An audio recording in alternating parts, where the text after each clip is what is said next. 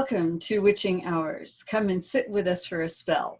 I am the resident crone, Regina, otherwise known as Witch Hazel, and my guest today is Talia Feldman. Thank you. It's so great to be here. I'm a fourth year PhD student at UT Austin, studying clinical psychology. So as part of my time as a graduate student, I do a mix of research where I work in the Wellbeing and Context Lab with Dr. Karen Carlson.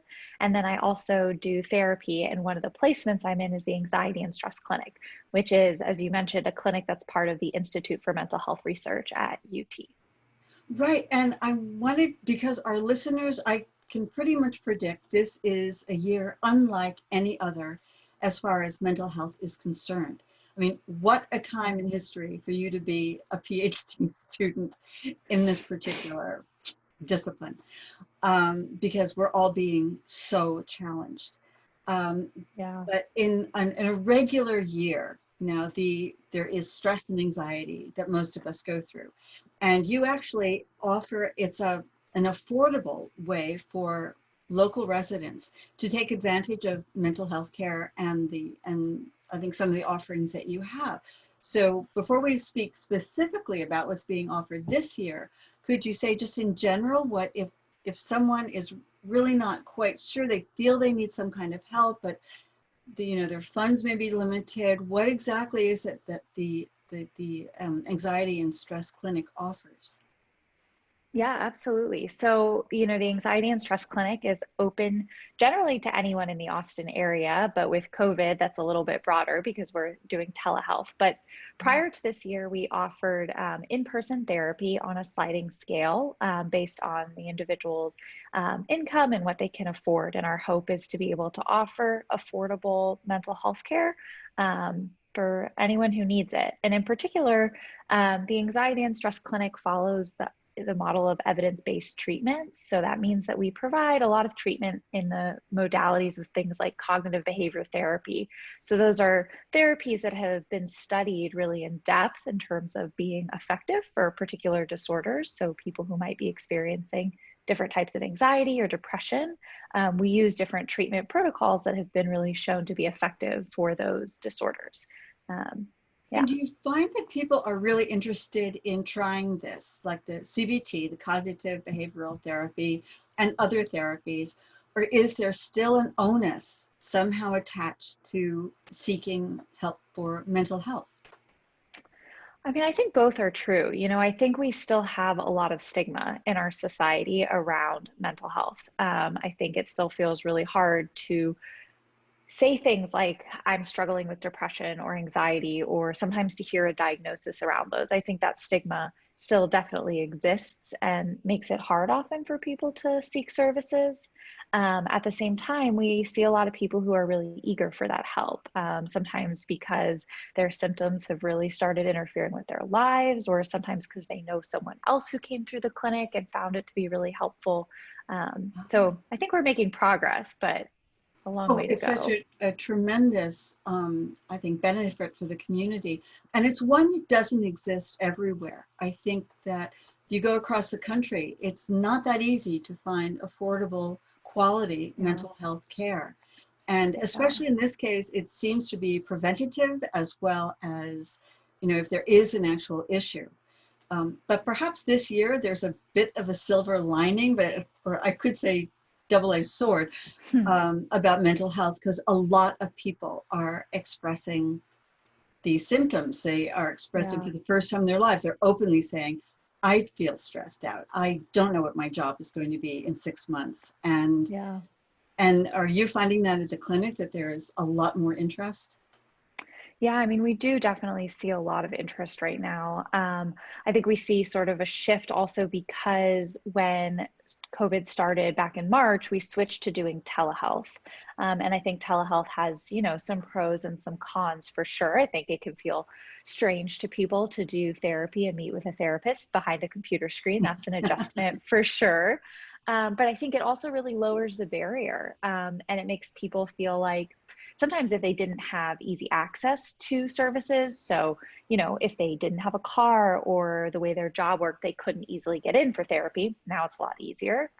And I think it also lowers some of the stigma related barriers. People feel like they can kind of get their feet wet, try it out. You're sitting at home. Sometimes that feels more comfortable.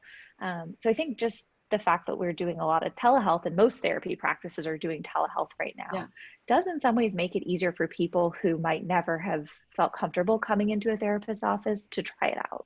To try it out. That is a great idea. And now you have a particular specialty. I mean, I think right now workers in front lines and certain other professions are under maybe even more stress than usual. So what is it that you actually specialize in? Yeah, so my research is in understanding PTSD and trauma and resilience in first responders. So a lot of my research has been specifically with the EMS departments. And so looking at how individuals who are exposed, so like EMTs and paramedics, who are exposed to really frequent high stress, high trauma experiences, how they either develop really distressing symptoms like depression or post-traumatic stress disorder, or what allows them to thrive in spite of seeing these really hard things. And does Um, that do depression and that sort of thing, do the incidents seem higher PTSD in frontline workers like EMS, or is it somewhat more balanced? Does it attract a different type of personality? yeah, it's a great question. I mean, it is definitely higher. So the rates of PTSD and depression are elevated in first responders. There's been a lot of research that's documented that. Um, that said, I think, it does seem to attract a different personality, some people might say. And the majority of individuals who do go into those fields are actually not experiencing symptoms of depression and PTSD. So it's elevated, but it's not that everyone who goes into that are experiencing symptoms that are in line with a, diagnosis of depression or anxiety. Right, each person can be a little bit different as Yeah, far as that's yeah. concerned. What about this year? Do any of your regular clients speak about a heightened sense of alarm or stress? Yeah, absolutely. And I think in some ways, the way that first responders have always been exposed to just these repeated high stress situations over and over again. We know that that is really difficult for anyone to undergo, right? It's not just one stressful incident, it's this kind of ongoing stress.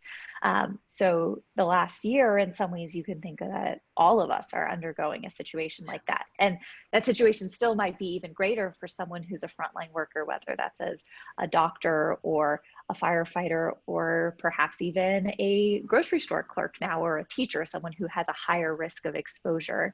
But we're all kind of in this situation where we're exposed to just a higher baseline level of stress. And that really takes a toll on people. And I think we don't yet know the extent of what that toll might look like. That may be really key. We honestly don't, because you have the frontline workers who may be able to handle higher elevations of stress, but then you have the rest of the general population that is experiencing a much greater anxiety and stress this year.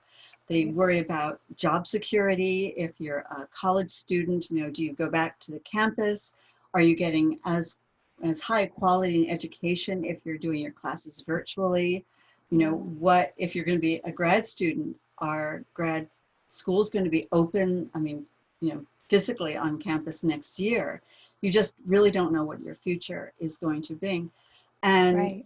how are you able to like track any of this? And are there general symptoms? One thing I've noticed, and this is Mhm. just like on my own, when I'm driving, it seems to me there's more road rage this Mm, year than I've ever seen before. And I don't know if it's connected or if there's a yeah. percentage of drivers that are particularly affected by the stress.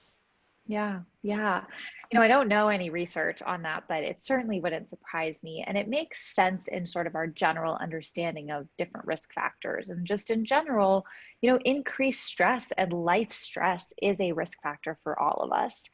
And there are a lot of protective factors too. So, things like good social support, things like having good sleep, those are things that generally protect us. And we expect would continue to protect people from developing all sorts of symptoms right now. But that said, just having this increased level of stress does put people at risk for all sorts of things, right? Whether that is more anger and frustration on the road or just general anxiety. Um, and I think one thing that's that's challenging is when we generally think about anxiety, sometimes we think of anxiety as like a false alarm. Like our alarm system goes off in response to threats, right? So if you are, outside and there is a bear in nature, you should have this heightened reaction, right? We want our bodies to tell us that there is a threat there so that we can survive. That's our body keeping us safe. It's functioning well. Anxiety sometimes happens when that alarm goes off at the wrong time, when for some reason we feel like we're under threat, when there isn't actually a threat or the threat isn't at the level that we're experiencing it. So often treatment for anxiety involves helping people start to recognize the way some of those false alarms might be occurring and start to relate differently to those symptoms. The challenge right now is that it's not always a false alarm, Oh, right? We're yeah. being bombarded with information that we are in danger, that there is a deadly virus out there, that we might lose our job, that there are all sorts of things that might be threatening us. So going back to your piece about stigma, it's easy for people to feel like, oh, I'm feeling really anxious or stressed right now. There must be something wrong with me. I'm failing during this time of COVID. But we actually don't think that it's necessarily a failure. We certainly don't think it's a failure, and it's not your body necessarily malfunctioning. It's your body reacting to the threats around us. That doesn't That mean that it's always helpful, though. that is great insight. And we keep talking about general feelings and what's generally happening this year, Yeah. and how important socialization is. But socialization is one of the things we've been told we really can't do right now, or Yes. not in the way that we did traditionally. And so I think what a lot of people, in general, people are feeling this on a very individual Yeah. basis. So they feel isolated. And you feel as if you're the only person this is happening to. And indeed, the Hmm. specifics in your life may be unique to you and be very Yeah. different from your neighbor. And in a way that's even more of a wedge, because we Hmm. don't necessarily, it isn't like I don't know, a tsunami or, an Right. earthquake that everyone is experiencing to some degree the same thing. Each of us is experiencing this in a very, very particular way for ourselves.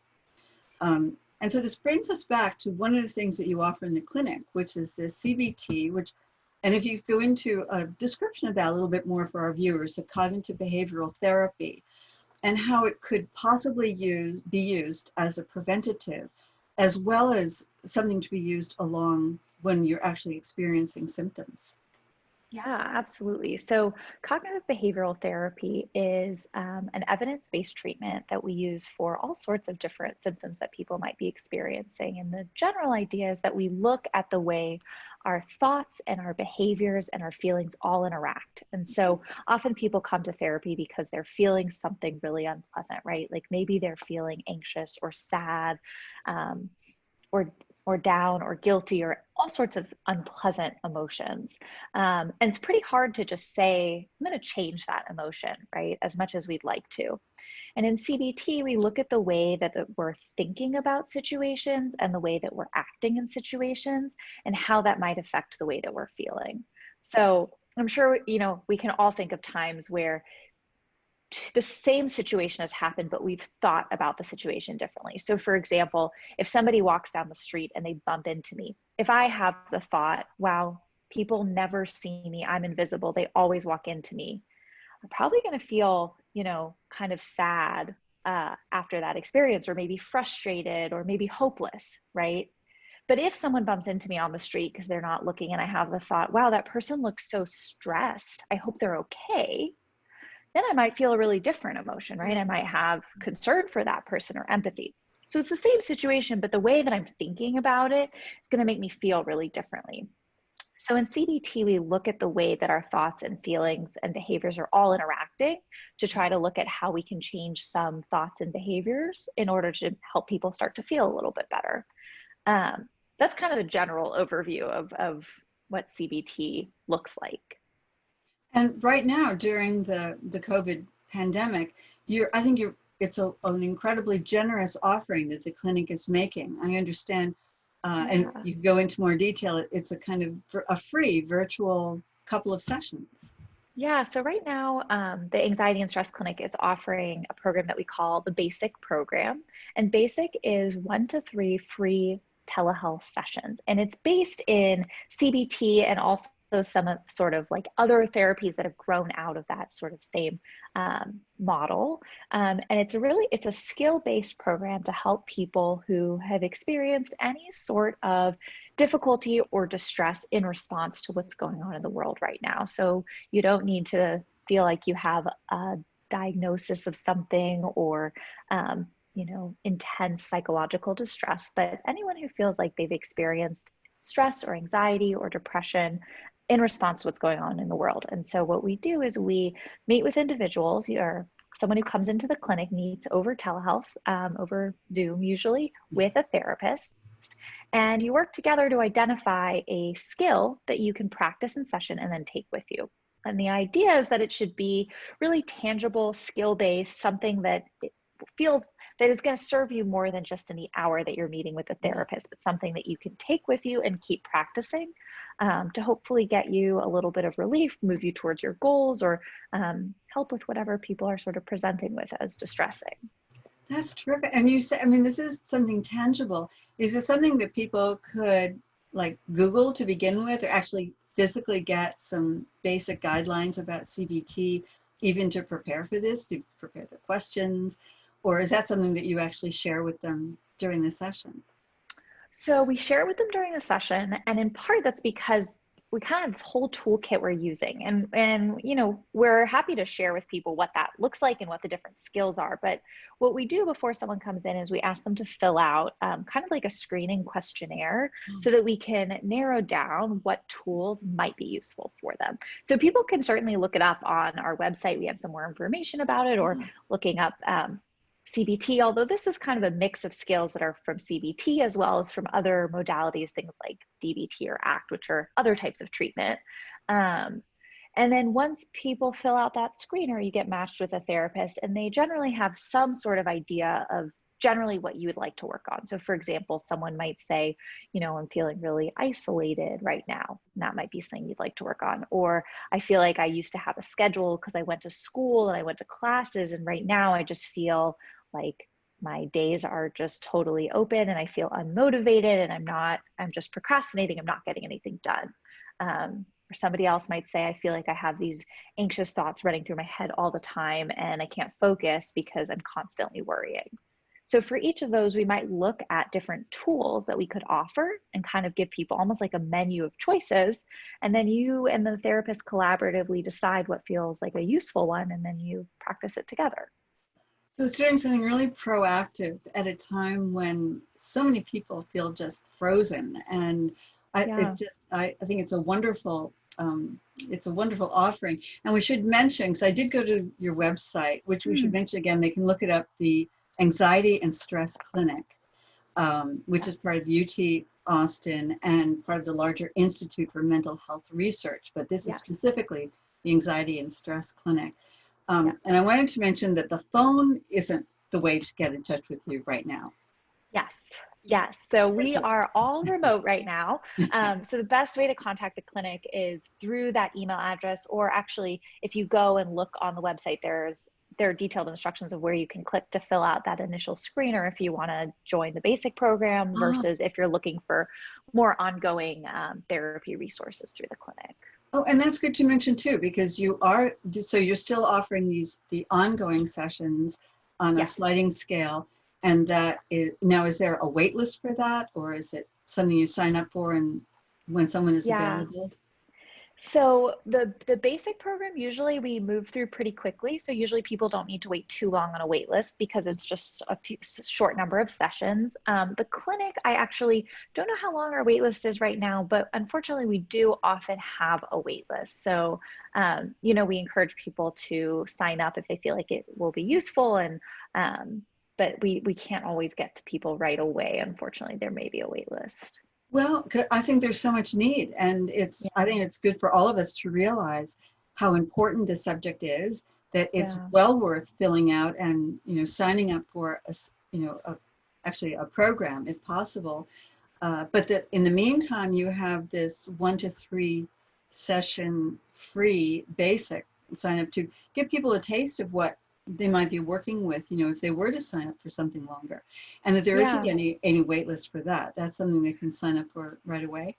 Yeah, I mean, sometimes it takes a little bit to get matched with a clinician and get started, but usually that's pretty quick. And often what people can do is sign up for that basic session, and that's also often a place where you can get more resources. So, if that turns out that that's useful for you, or you find that maybe a different type of therapy feels like it would be useful, that's also a space where the therapists have a pretty extensive list of other referrals in the community. So even if we have a wait list, we can often help people figure out what might be the next best step for them to take if they would like to Ah, get some sort of ongoing resources or services. see, Austin is really great for that. I think they're much more Yeah. proactive than a lot of other cities. And Yeah. just to be aware that there is this absolute need, and it's a very, very Yeah. general one.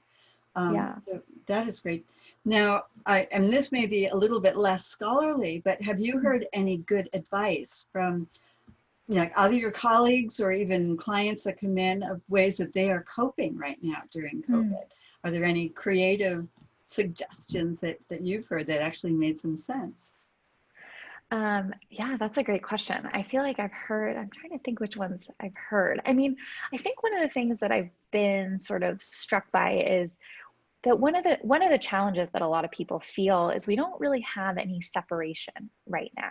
So if you think Yes. about, like, for people who weren't working at home before, I know for me, like, I would go into my office and I would put on my work clothes, and that would kind of have this separate space. And then I would come home and there was this sort of physical change of a new environment. And I had my commute to kind of shift my mindset from work mode to home mode. And that was actually really helpful for me in terms of separating when I was working and when I was relaxing when I was home.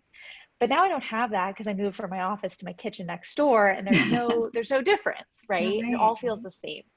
So one piece of advice that I found really helpful, that a colleague mentioned, was finding ways to still sort of demarcate when we're at work and when we're not, and what spaces do we want to be workspaces, and what spaces or what times do we want to be leisure spaces for us. And sometimes that can be hard if we don't have a lot of physical space, but that we can still do things to sort of transition from when am I at work and when am I at home, even if those That's places now great. look the same. Yeah. Even, I mean, I make sure I make my bed at the same time every morning. Yeah. It's so simple, but if it's a weekend, I might slack off a bit. But if Hmm. it's a work day, it would always be Yeah. done at a certain time. And I guess now I have Yeah. a whole wardrobe of pajama bottoms. So I may have a Exactly. dress, this is a dress, but I have pajama bottoms underneath it, Love it.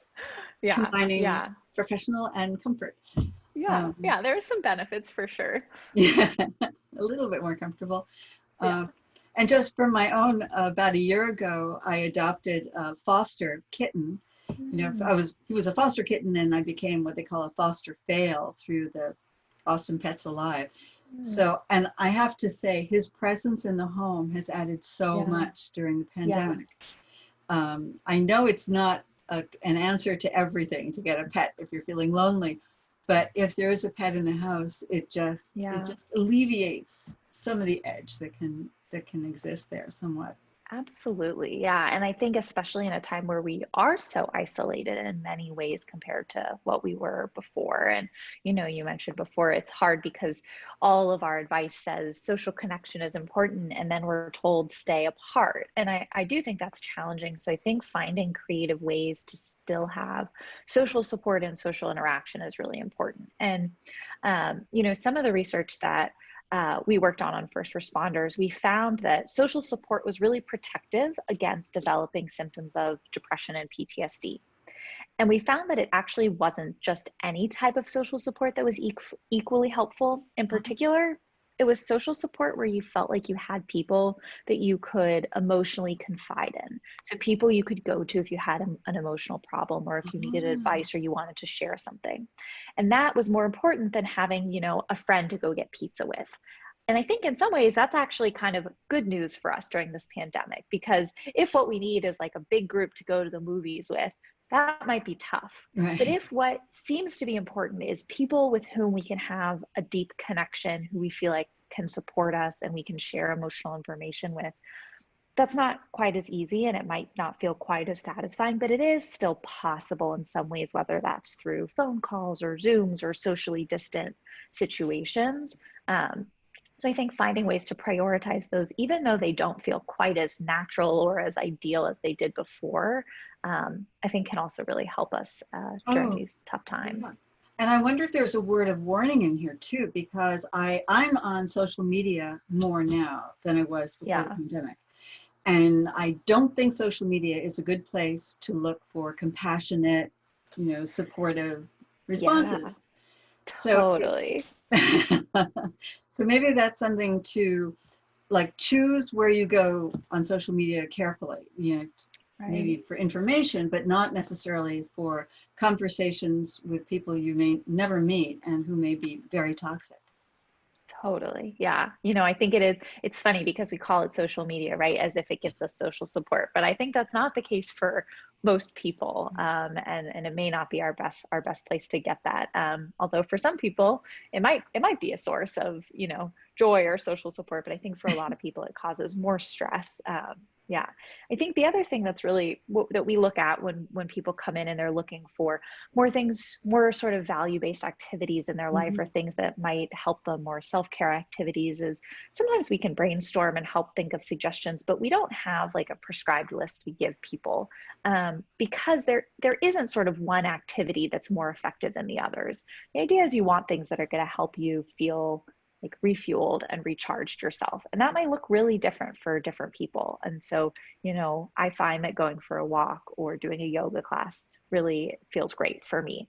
But I think about my partner, and doing a yoga class would not feel enjoyable at all, right? Yeah. But their activities might look really different. And so I think, finding what's the right activity or the best activity isn't really necessary. It's what's going to help you feel like you have the kind of support or rhythm or kind of balance of activities in your life. And even if that looks really different than other people, it could still really be providing you with the kind of support that we all need right now.